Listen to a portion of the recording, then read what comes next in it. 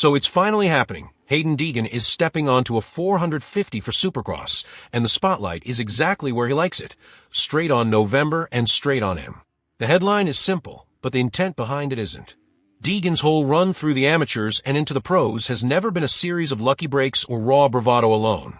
It's been timing, calculation, and a willingness to learn in public.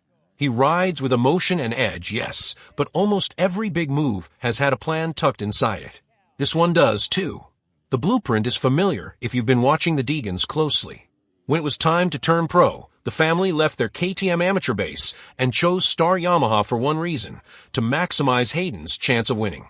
The YZ platform was the surest bet, and the results justified the leap. SMX Outdoors Supercross, the whole 250 resumes stamped with a signature that reads dominant. Now they're applying the same logic to the 450 class, only with a wrinkle that makes the risk more manageable. Get race reps in World Supercross first, where the schedule and depth let you experiment without mortgaging a full AMA title run. On paper, WSX is the ideal test bed. The rumor mill says the appearance fee alone could be around $200,000 per event. Even if you ignore the dollars, the structure is the real payoff. In Argentina, he'll measure himself against known frontrunners, Roczen, Anderson, Justin Cooper, and even his former coach Christian Craig. Then add Webb and Tomac to the mix in Australia.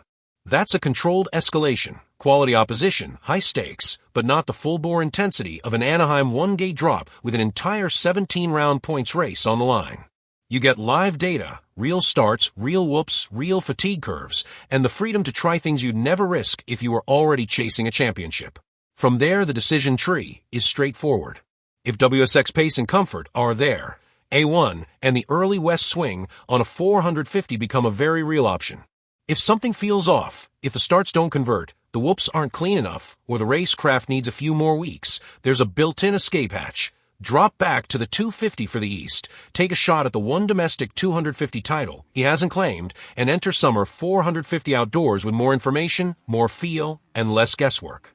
In the absolute worst case, it's still a year rich in experience and leverage, and if the 250 East title falls his way, that's potentially another major payday on the ledger before 2027 450 Supercross even begins. The pieces are already moving. His factory star Yamaha 450 is reportedly en route to Argentina, leaving him to sharpen on the practice bike at home. The feedback loop is honest. His mechanic has hinted the tentative plan could still include dropping back to the small bike if necessary. Brian Deegan has been blunt about the learning curve. A 450 must be ridden differently, and the WSX swing is a learning experience. That's not hedging. It's the same realism that took them to Star in the first place. Learn fast, adjust faster, decide late. The racing layer is where this gets interesting. Deegan will find out immediately how his 250 strengths scale up. His launch timing and aggression have to translate into hole shots, or at least elite top 5, starts against heavier bikes and deeper torque. His mid-moto sprint, one of his calling cards, must be tempered by 450 energy management. You can't muscle a 450 through a 20-lap main without paying at the end.